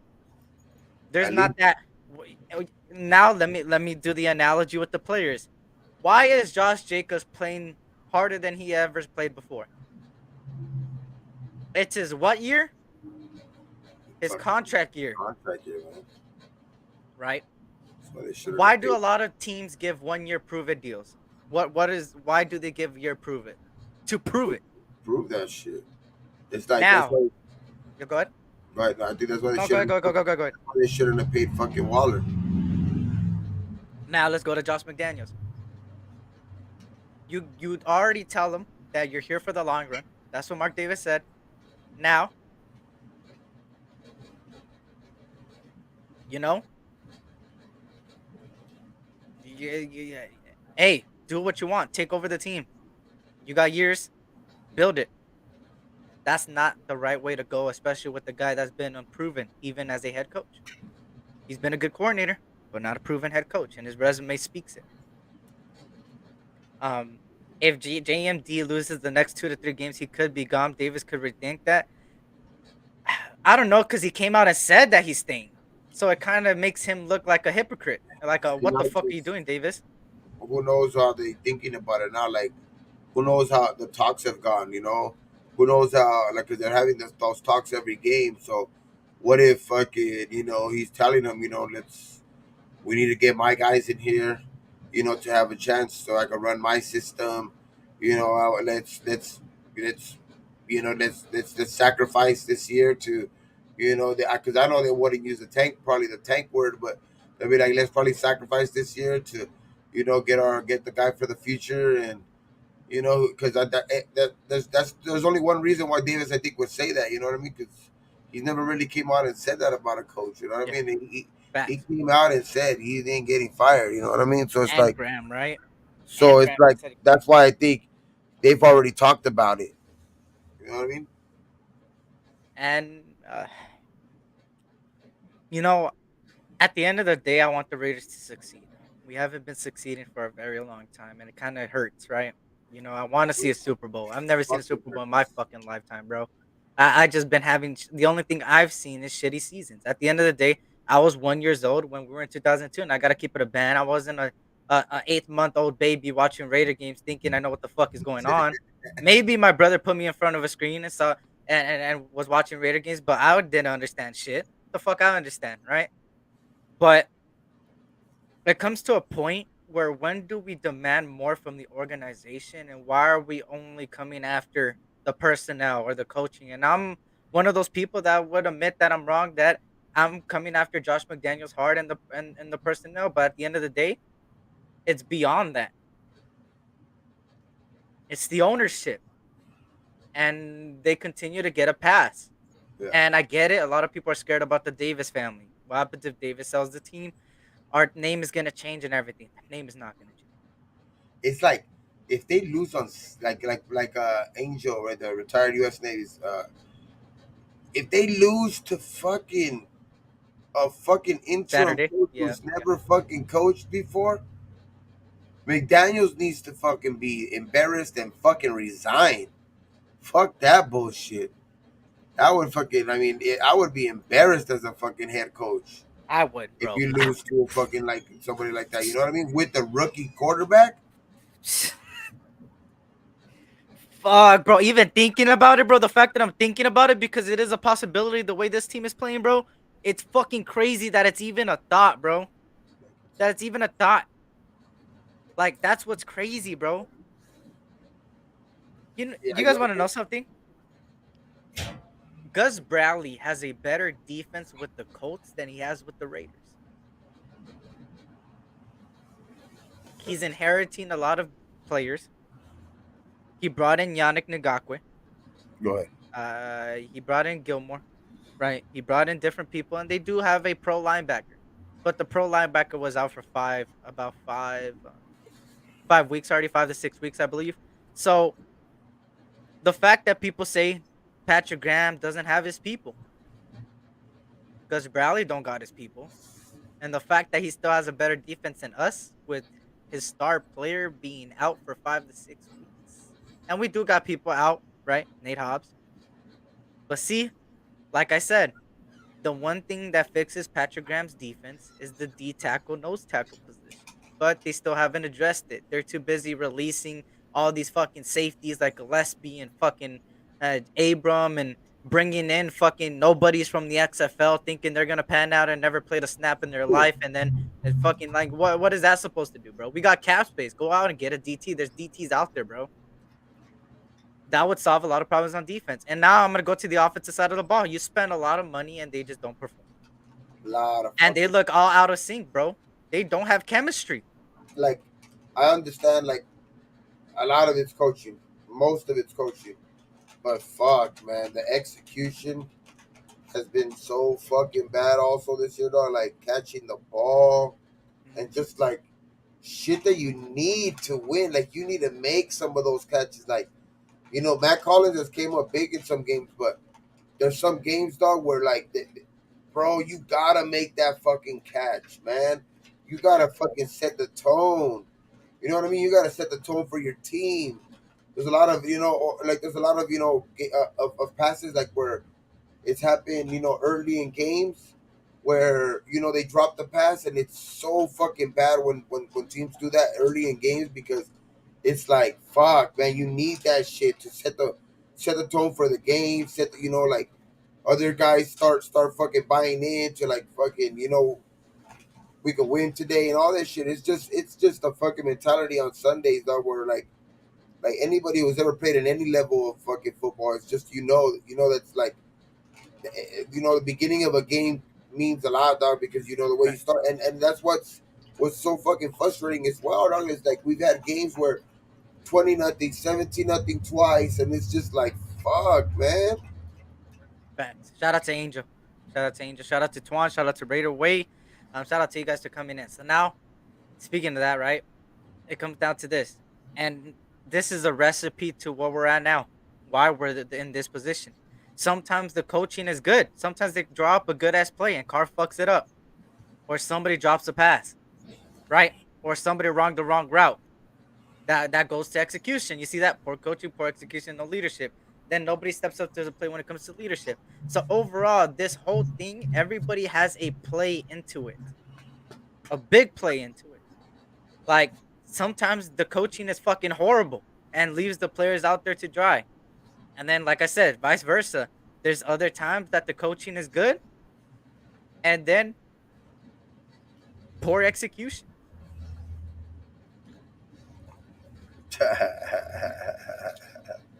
Look at your super chat. Let me get my AirPod. Hold up. The fucking. What the fuck is car in here? There are cars in here, dog. He said, "Don't blame him, Oh dog." shit. Cars. It's not just you, bro. It's not just you. But Hey, that's funny. Hold on. Let me get my fucking. damn, you're not playing good. That's all I'm gonna say.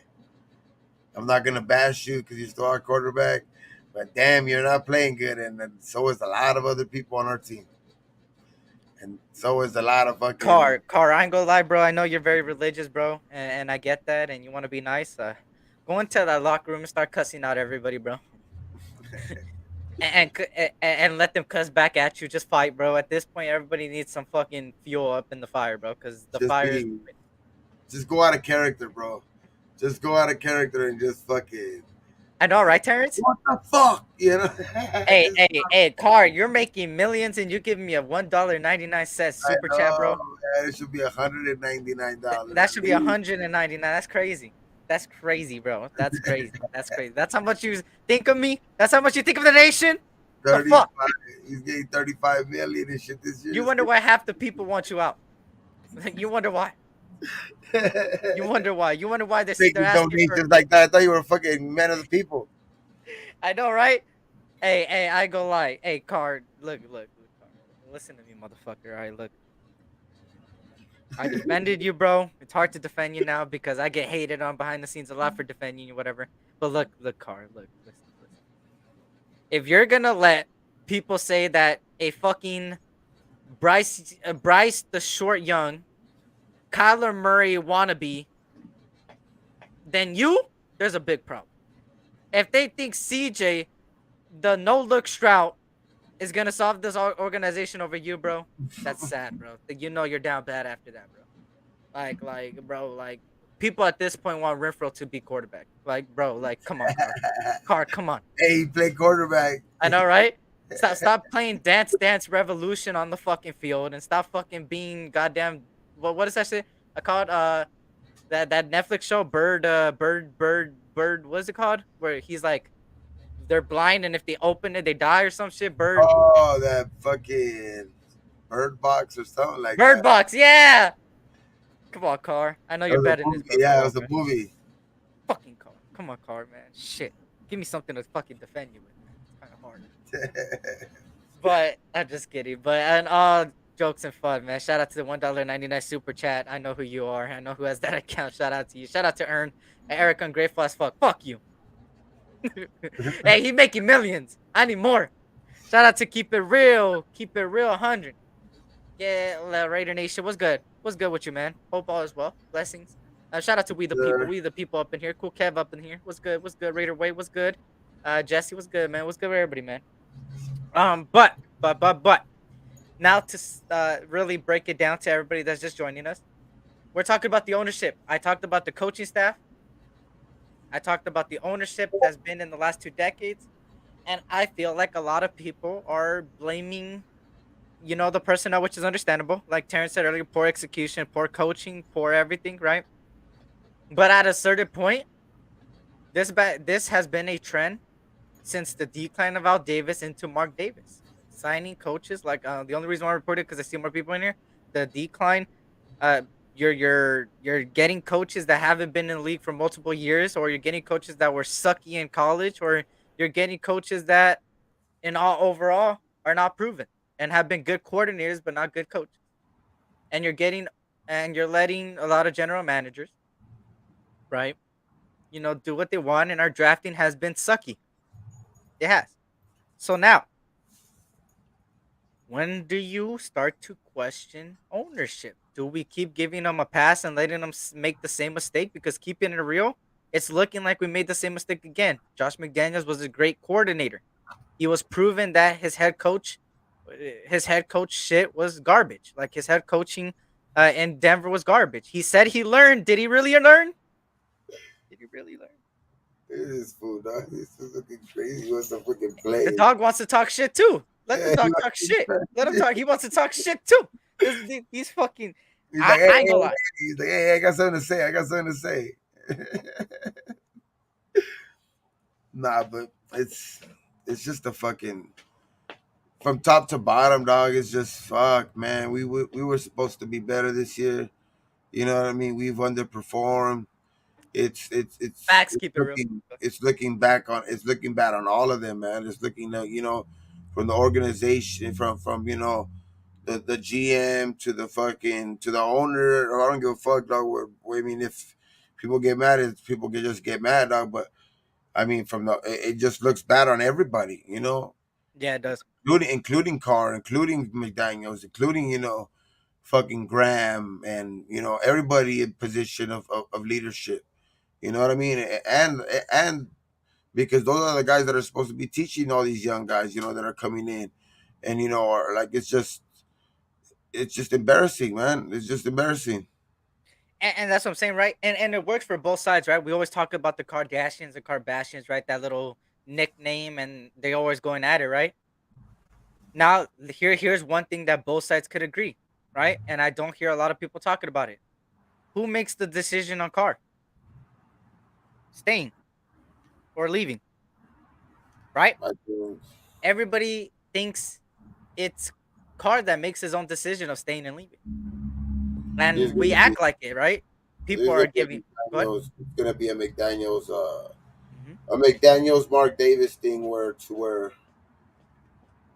one of those guys is either gonna fight for him, or one of those guys is either gonna just say no, we gotta get rid of him, and it's gonna And exactly, pretty much Mark Davis, who helps in the hiring of coaching process and general managers and all that.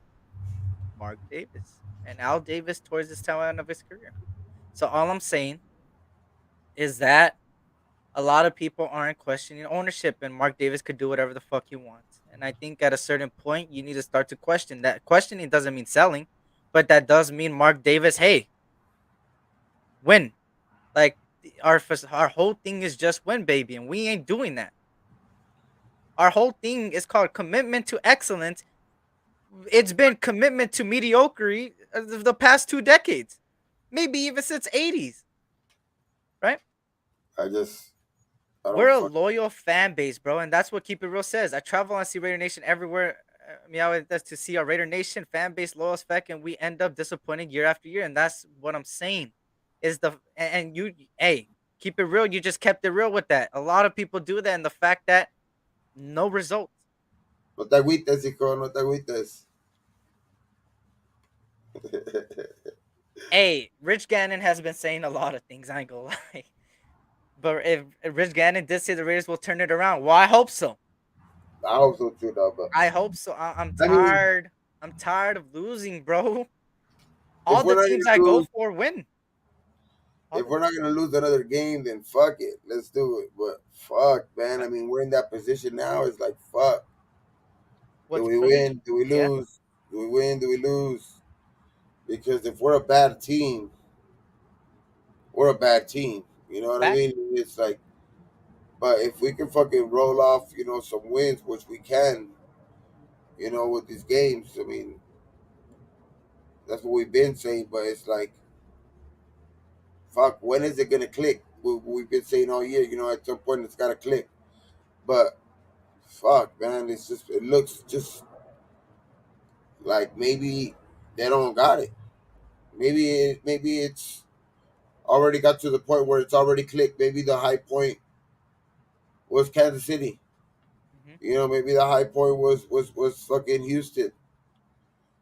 So it's like, fuck, bro. It's just ugly thing, dog. If we keep going on this path, because it's not gonna be. It's gonna be one of those another year where it's 4-12 or 4-13, and it's like, what the fuck? What was last year about? You know what I mean? What was last year about?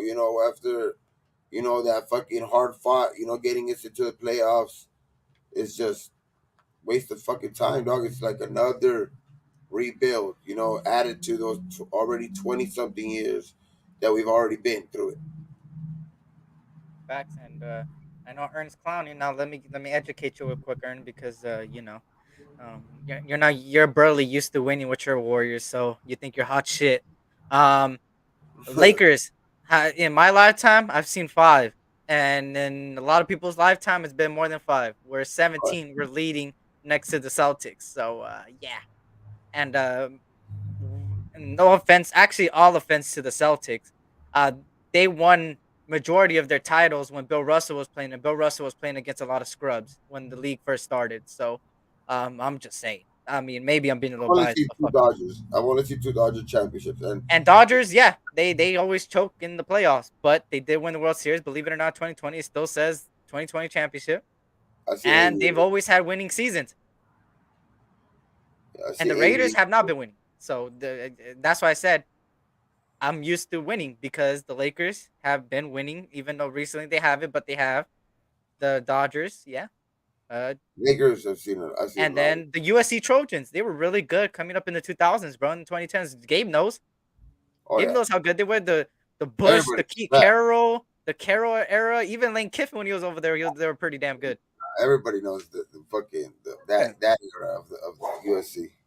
So Fuck yeah, Carr recently had some lower back pains. Could be possibly play banged up. Carr does have corazon, but his body is probably saying, "Yeah, esta fueras, game over." Time. You know what? It could be that too, right? You think he's banged up now? You know how many sacks this O line in the past like 9 years they've allowed? Do you think he's banged up now at this point, both mentally and physically, bro? He might be. That's something it's to think about. it is something to think about. I mean, he has limped off. He has been grimacing for some plays. Especially that Saints game where he came off. I mean, no, not the fucking Houston game. When he came off for a play. So it's like, yeah, true Terrence. I mean, yeah, that's very Everybody gets true. banged up, yeah. But I think for Everybody's Carr, I playing think he's just that. done. Everybody's playing banged up in football. Everybody's playing banged up every year, every week. You know what I mean? Yeah, yeah, and the league is going away from quarterbacks, and this is what I mean, right? By quarterbacks, not quarterbacks in general, but look, a lot of people are talking about bringing Aaron Rodgers. People are talking about Tom Brady. They're all declining too, y'all. I think I would predict that in a year or 2 years or three, I would say maximum 5. I think that Rodgers is gone. I think Tom Brady's gone. I think Carr's gone. Quarterbacks even backing up these quarterbacks like Stidham and them are gone. And I think you will see a lot of young quarterbacks on every single team. And eventually, just like the NBA, right? Yep. Players come and go, and the greats are starting to get away. And a new era is going to be born soon. And it's already being born. Yeah. Same thing with, hey, soccer. Shout out to soccer. It's the World Cup month. Let's fucking go. Yeah. But Yep. Hey, you when know is how it? many, Like that forever, Sunday right yeah, before Thanksgiving, like 3 days before. Yep. And what's crazy is, y'all, for the people that know soccer, and I know I'm gonna get hated on because everybody like Terrence and Cool Kev rather watch fucking cricket. The fact that cricket is even a fucking, I don't know. Anyways, for the people that know soccer, Do what? you know that? And let me know from the chat, like Mhm. the people who think about that the fucking World Cup final is watched like, okay, just to put it in perspective, the Super Bowl is watched at like 40 million homes, right? Fucking the World Cup final is watched in over 200 million homes. But soccer ain't a good sport, y'all. That's Come crazy. on, man. Soccer's worldwide, bro. A lot of people, I get it. We're in the United States, so we strictly stick to the baseball, the football, and shit. But soccer's worldwide, bro. Trust me when I say it, bro. The passion that soccer got is crazy, bro. People take it to heart, bro. Everybody's seen how many people, you know. Yeah, they do cool, Kev, because sometimes it's the way of life for them, bro. It's the way of life. Yeah. Oh yeah. I mean, He yo, said, yo. I play cricket. It's like baseball. I'm the only pinche all-star Mexican in a cricket league. Chinga. Soccer's worldwide because it's cheaper to play. It's not cheaper to play, bro. In the United States, you got to pay to be in an academy, bro. Yeah. It's I crazy for the mean, United States. in other countries, it's kind of cheaper, but Yeah. it's not. But if you want to be good, like good, it's not just. It's not. It's expensive, man, because they put you in clubs Yeah. and shit like that, Yeah. and it's fucking expensive. Wait, Club yeah, soccer, when you start playing club soccer, that shit starts getting like in the facts, thousands, dog. Like you better fucking have some good money or a good fucking coach where like sometimes a coach starts paying for you or you get sponsors and shit like that. Like so it's like but it's expensive, man. Coach I mean, soccer's fucking pretty damn expensive. facts. And he says soccer is worldwide because it's cheaper to play. You just need a ball. Don't you need a ball to play football? Don't you need a ball to play baseball? Technically, a baseball and a bat and a glove, maybe. Well, fucking baseball used to be fucking cheap as fuck because all you needed was like a you can make a ball out of anything, use a stick. People used to use fucking in other countries they used to use milk cartons as gloves. You know what I mean? Like they used to make gloves out of the milk cartons. So like it was like it's crazy, dog. So it's Facts, a lot of shit. It's just facts. Shout out to Rod Gas from Mexico. He says no soccer for me. Pass to that. Shout out to you. Shout out to Angel. Shout out to the Raider Room up in here. Have a good night, Angel. Thank you for stopping by, brother. Homies try to get a soccer off-season workout, bro. Those off-season workouts for soccer was fucking crazy, bro. I played soccer all my fucking life. It's yeah. fucking crazy, bro. You gotta have a lot of Um, stamina, dog. Because I mean, especially if you play like the mid, you play yeah, like middle, where you gotta fucking go back and to the front. I mean, damn, bro. That's like that's just one of the most tiring. Like you gotta be in shape. You want to be like one of those fact, center mids or something like that. Like those are fucking. You gotta be in. Those motherfuckers are in shape, dog. Like fact. And shout I out to played everybody soccer when I coming was in. young. Yeah, go ahead. I Sorry. played soccer when I was young. I played soccer, football, baseball, shit, That's everything. crazy, Terrence. Terrence. I promise you, if I kicked you in the shin, your leg would be broken, Dog. motherfucker. I promise you that. What I just got I like even in Dominican Sue has been said that like that he didn't play football till later because his family started off in soccer because soccer I guess if you start soccer like as one of your first sports it gives you the most coordination with yeah, your feet. it You does. know what I mean? You get that footwork. It gives you energy too. Like as far as going 90 minutes, like it helps you with your cardio a lot. He said the question is, would you try? No, I wouldn't. If I can keep it real, look, I'll kick him in the pinchy huevos. But see, shout out to Bugsy. He says LUFC, let's fucking go. We won a championship. One of my teams won a championship. Let's go. And people say no passion, bro. This is an LA boy. Look at that. Woo! Look at that. Yeah, we won this shit. Fuck the fucking Carson. Get fucking Carson. The Galaxy. Get the fuck out of here. It took us 5 years to win a championship. It took you motherfuckers 8 in a league with less teams. Imagine. Fucking hell. Fuck Carson. Fuck the Galaxy. Shit. Where's Squid at? Squid, where you at? Talking all that shit. We beat you in the playoffs again and won the championship. And do they still got? Do you guys still got Vela? Yeah, that boy bro. Yeah. That game was fucking crazy. You know how many people watched the fucking final of the MLS, bro? I think it was like, hold on, let me check. I seen it, bro. I seen that shit. Hold on. I don't hate soccer. I'm just fucking with you. I know. Hold on, give me a second. I need to find it. Hold on. It was like, bro. It was like, holy shit. Does it show? Does it show? Does it show? Does it show? Does it show? No, it doesn't. Hey, for reals, man. When they the other day, I think somebody put it up like the comparison between the numbers of Yannick and the numbers of fucking Chandler Jones. Mhm. Damn, we're missing Yannick right now, though. He is like so like tackles for loss, sacks, pressures, tackle just like tackles overall. Everything he's leading, dog. In every single category he's leading. Yeah, that's what's crazy, bro. Let me see. Oh, I don't see anything. God damn it. It was like million, bro. It was crazy number, bro. I seen it somewhere. Fuck. Yeah, I can't find it. But yeah, bro, it's crazy. Anyways, my point back to the Raiders is that in soccer, it's getting away from the legends. Cristiano Ronaldo's playing his last World Cup. Messi's playing his last World Cup. Neymar's probably most likely going to play his last World Cup. Modric. If anybody knows soccer, those are fucking iconic guys that Yes, are the going to go down all-around- in history. that's There's a lot crazy. more. Di Maria, Suarez. I could keep going with the list, bro. And now there's young talent like Holland and Mbappe, and even the Mbappe. US. Yeah, that boy is fucking badass, bro. I style my play from it. Well, actually, I don't style my play from it, Yeah, but I'm quick like Mbappe's him. good. But I'm telling you, bro, it's starting. Same thing with football. They're starting to go away from Tom Brady, Yeah. Aaron Rodgers, Derek Carr, and it's gonna eventually go somewhere else. And that's just the name of the game. Same thing with defensive ends. Same things with linebackers. Same things with everything. And bro, the old quarterbacks, the prototypical quarterbacks, the ones that were like in the pocket type Yeah, quarterbacks.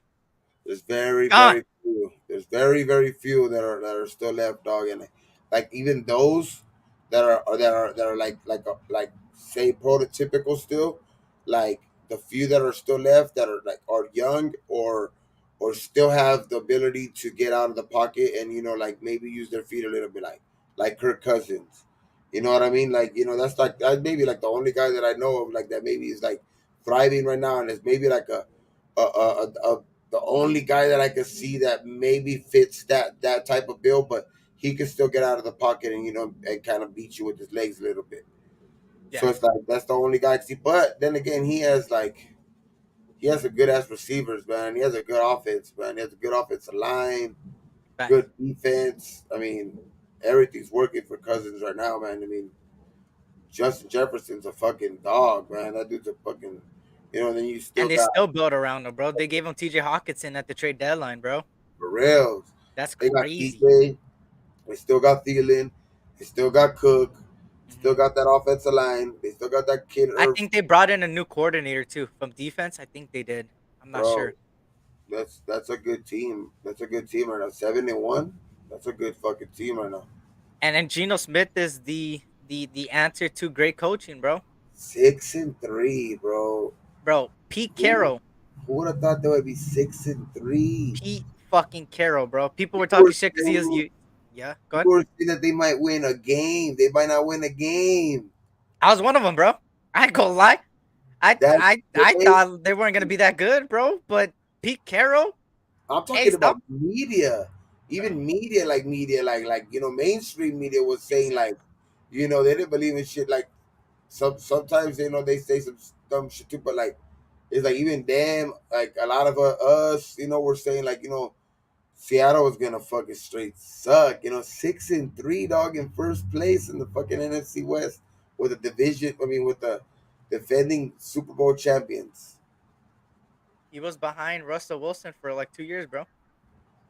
And then, hey, Pete Carroll, man, Pete Carroll showed why that whole debate. Same thing with Tom Brady, and Bill Belichick. When they separated, they're like, was it more Bill Belichick or was it more Tom Brady? It was the same thing. Was it more Pete Carroll or was it more Russell Wilson? And it looks like Pete Carroll is showing that he was the reason for the Seahawks to be the Seahawks because fucking Russell Wilson is sucking in Denver, bro. Pete Carroll showing that he can still coach, the oldest coach in the league, but he's showing that he can still fucking coach his ass off. He has That's this that team. Trojans right there, boy. Come He on, has, Pete. yes, sir. He has his team I, full of I I new. don't give a fuck, bro. I support a lot of USC players unless they go to an AFC West rival, bro. Like Yeah, people like Pete Carroll. Shout out to him. People like Michael Pittman Jr. balling out. Amon St. Brown balling out. Leonard Williams over there balling out. Who else is balling out? Let me think. Let me think. The a best lot, bro. Cowboys tackle, Tyron Smith. He's Oh yeah, balling out. He's a fucking stud, bro. there's Even a though he's a lot. Cowboy, There's that a boy's a lot, dog. There's a lot of fucking USC players that have balled over the years. Like like even Juju had his years. Fucking Robert Woods had some years. Fuck, dog. I mean, Aguilar had a fucking year for us. There's a lot of fucking dudes in the fucking league, man, that fucking play fucking good that came from USC. Yep. And now I'm gonna show before we head on out here, I got a video to show because he's showing more passion than Josh McDaniels. This is let me go to this tweet real quick. Ian Rappaport. I believe it was Ian Rappaport, if I'm not mistaken. No, it wasn't. It was probably Adam Schefter. Fuck my life. Adam Schefter. Was it Adam Adam Schefter? fucking Schefter. And I'm surprised he still has a job after what happened. For real. Let me see. Hey, what about the fucking rumors of fucking Max sending dick pics and Oh yeah. I knew that was fake, bro. I was like, there's no fucking way, bro. TMZ, did you see the tweet? TMZ, the executive producer, came out and said that they were all false reports, that he would have had it first, stuff like that. It was Yeah, just he says, she says, rumors, bro. the You know, Jacob shit, the Jacob shit, the fucking that he fucking beat a waitress. I know, right? Like, these are crazy shit. So here's Jeff Saturday talking about him taking over the job, and just look at how he talks real quick, and just tell me what's the difference between him and McDaniels real quick on this. Ready? Here you go. Everybody talks about I'm completely comfortable in who I am as a man, bro. I know I can lead men. I know the game of football, and I'm passionate about it. I have no fear about, are you as qualified as somebody else, bro? I spent 14 years in the locker room. I went to playoffs 12 times. I got 5 dudes in the Hall of Fame that play with it. You don't think I've seen greatness? You don't think I've seen how people prepare, how they coach, how they GM, how they work? I mean, won Super Bowls, been to 2. Like, here's the deal, man. None of us are promised a good job. I may be terrible at this. And after 8 games, I'll say, God bless you. I am no good. I may be really good at it. I got no idea, but I dang sure ain't going to back down. I can tell you that. He said after 8 games, if I ain't doing good, it's goodbye, because that means I ain't cut out. Bro, look at the way he's talking, bro. Just quickly. I'm gonna leave that there for you guys to analyze, and I'll be back Friday. Or actually,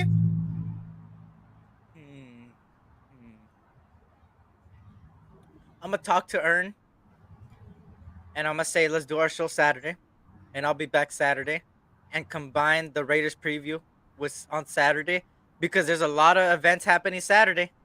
UFC. Ooh, yeah. Let's go. Who you got? Fuck Sanya. We got. Let's see. You got 3 a parlay. Okay.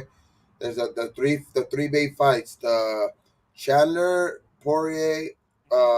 There's fucking Carlos Barza versus Wei Lee, and then there's Adesanya Pereira. What 3 you got? Bro, I'm scared for What's your Adesanya. He's my parlay? favorite fighter, bro. But Alex Pereira, he already beat him, right?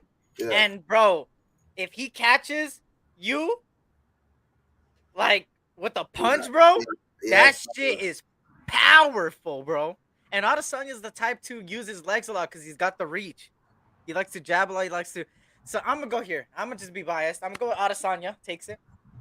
I'm gonna go with Carla Esperanza. She's one of my favorite strawweights over there. And then with the Dustin Poirier, Michael Chandler, that one's a tough one. That Poirier Chandler one's a tough one. But you know what?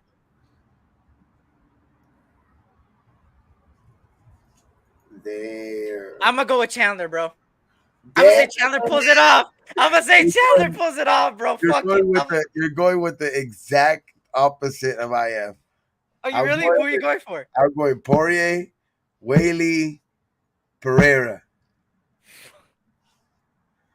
Fuck, yo. Damn, Oh bro, my crazy. God, it's gonna be crazy, bro. I'm going the exact opposite. We'll see, though. We'll see. Hey, it's gonna be a good We fight. gotta But make this one, a friendly bet. We gotta make like a friendly bet for that one. yeah, I ain't gonna lie, bro. I ain't putting money on it because best no believe, money. bro, I'm not that Friendly bet, confident. like something we gotta do like on the fucking on live or something. I don't want. Hey, nobody say the hot Like, chip like, challenge because I know people are gonna say the like, hot chip challenge. Fuck No, them. I'll say like a fucking no.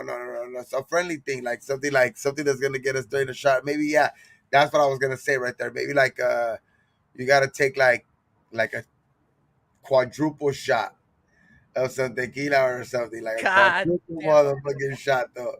A Hey, good size shot we'll talk about it behind the scenes. for sure. It's gonna be a crazy one. It's gonna be Yeah. crazy, man. For everyone that we like say like okay, say I win all 3, you have to take 3 shots. Okay, yeah, we'll do that. But if you only win 2 out of 1, so that means you only win 1 more than me. So you only take 2 shots and you take 1. shots. If Or you what? win 2 of them, I'll take 2 shots. If you win 3 of them, I'll take 3 shots. But if we win Two, one one? of us is gonna take 2 shots. One of us is gonna take 3 shots. Yeah. None of us is gonna take 1 shot. Oh, okay, yeah, it's just majority. So it's just so one of us, if one of us wins 2, we take 2 shots. If one of us wins 3, we win 3 shots. Let's do it. There it is. Let's All do right. it. There it is. Let's do it. There you go. You heard it, bro. We gonna do this. But shout out to everybody, man. Hopefully everybody's having a blessed day, man. Well, I'll be back Saturday, and I'll have Gabe on the show if he wants to come on by. It's gonna be early afternoon on Saturday. I'm gonna talk to Ern behind the scenes. I was supposed to play Ern on Madden, but he has. I just want to announce this. He has PlayStation 4 version. I have the 5 version, so we can't play each other. So that's a tough. Anybody got Call of Duty out there? Let me know. Play with me. I'm a fucking beast at it. I shit talk a lot. And yeah, so hit me on behind the scenes. On that note, y'all, Lakers getting blown out. Nothing new. We're losing to the Clippers again. Blessings to you guys all. Tough times never last, but tough people do on the way out. Hit that like button, subscribe button. Thank you for 1,500. Shout out to you guys, man. And until next time, y'all, on Saturday, I'll be back. This was the S Experience, aka boy Eric, and my boy Raider Gabe, man. Go follow my Raider Gabe. You'll go see him on YouTube, Instagram, everywhere, man. And shout out to you guys, man. I appreciate everybody. And fuck you, cool Kev. Curry could suck my. Never mind. All right, guys. S Experience, aka boy Eric, man. Blessings. Remember to always keep it positive. And yeah, peace Stay true. out. Where the fuck is it, Derek?